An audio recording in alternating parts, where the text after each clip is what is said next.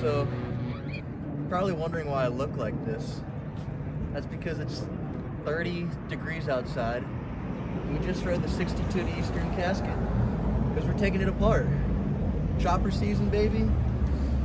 Can't feel my thumbs, but I'm about to eat a sandwich. What's up?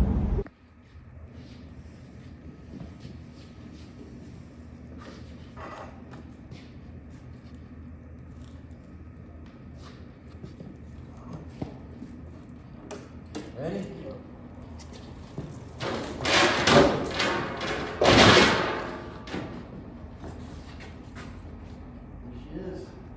What's up, internet? As you can see, the Panhead is at Eastern casket. And basically the idea is to keep this bike as a roller, essentially. So I'm really just gonna be using the split tanks, the motor, the transmission, the controls, and the rear wheel. So I'm gonna take the split tanks off, put them onto the rigid frame, get to work on the motor and the trans, and then, yeah, just this bike's gonna come off the lift looking almost exactly like that. Gonna use those risers, have some other risers to put on there, but if in the event when I'm old and crusty I decide to build this back into its original form, make like a restoration project out of it or something like that, it's gonna be exactly like that. So yeah, check this out. You might be saying, Harry, what is this? To which I would say, I got this hydraulic press here, and since I don't have the Fast Eddie Co neck cup installer like I should, I'm just gonna try and use this hydraulic press with this jerry-rigged setup here on the crematory hydraulic lift to get in there and just press them on in. Should work.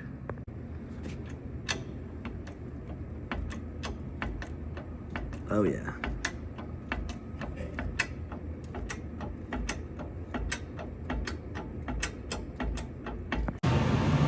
What's up, YouTube? It's Tuesday.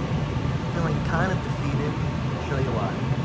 Well, I've been trying to remove the front pulley via this compensator nut here, but for some reason I just keep getting the bottom end of the barrel with compensator nuts because on my shovel head build, somebody put the world's strongest Loctite on these threads, and I had to heat it up. I had this long ass breaker bar that I was using, finally got it pulled loose.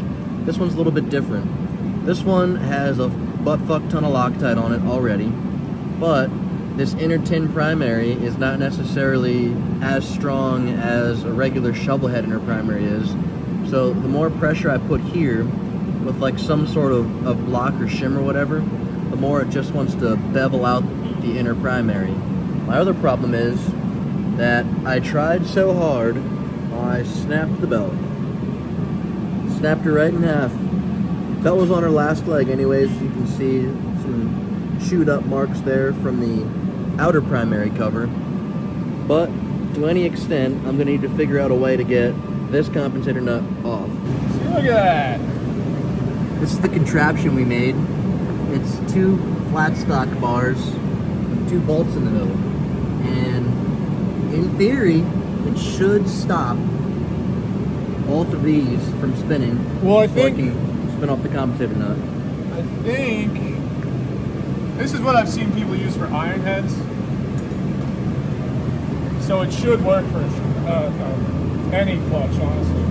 Also, I just want to address something head on here. A lot of people have made notice of my poorly grown mustache. I'm 28 years old, and this is all I got. So if you want to make fun of me, I understand. I'm going to keep trying, but for now, I'll just enjoy my dirty upper lip. All right, so it's been about a day and a half since I've last revisited this compensator nut. As you can see right now, it's off. Which, thank freaking goodness, because this was the last piece of the puzzle for me to finally start pulling the motor here on my pan and get into this roller. But anyways, after trying to rig up some crazy geometric contraptions with the flat stock to get enough torque to stop this front pulley from moving so I can get that compensator nut off, all it took for me to do was literally just drive 50 yards that way to our local auto shop here called Rapco. Shout out to Rapco. And they let me borrow their electric impact. Came back here, plugged back in the motor, just held this front pulley with my hand, zip, 2 seconds, boom, piece of cake. And yeah, onward we go. All right, motor coming on.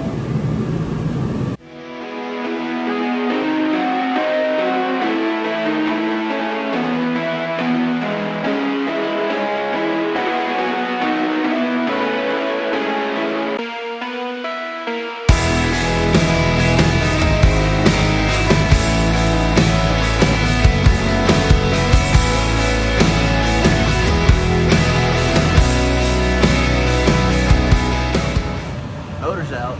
Ooh, check this out too.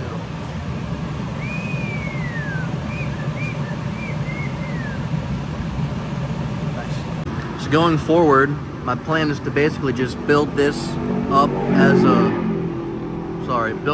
a roller, and after I've finished building up everything as a roller, like with the exhaust included, I'm gonna take the motor apart, replace all the gaskets with this gasket kit here. So like tear down the motor and all that stuff, then build it back up. But I'm actually not gonna repaint anything because I really love the way that it looks in its original form. I'm gonna do the frame and everything else all nice and new, but I just think there's something special about like the way a truly old motor looks.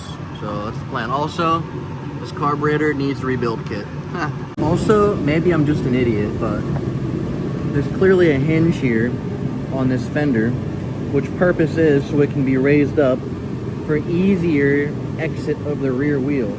However, there are 2 bolts that connect these fender struts through the inside of the bottom half of the fender. And because I'm already using the scissors lift there for that frame and motor, I have to put this up on blocks here. And it is nearly impossible for me to take these bolts out. Let me show you what I have to do. I'm sticking the wrench in here at the proper angle, and I got a feel for the bolt, and once I catch onto it, I'm able to twist it like that. My goodness gracious, what is the engineering theory behind that?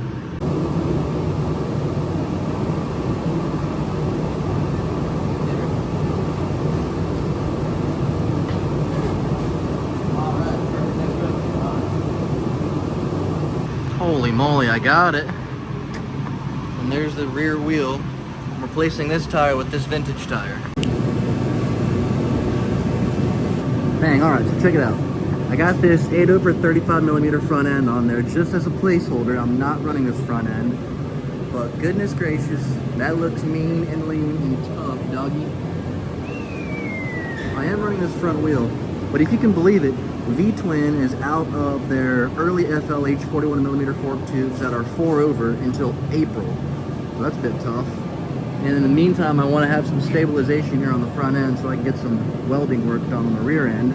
Like mount this fender, build a sissy bar, make the seat mounting and all that jazz.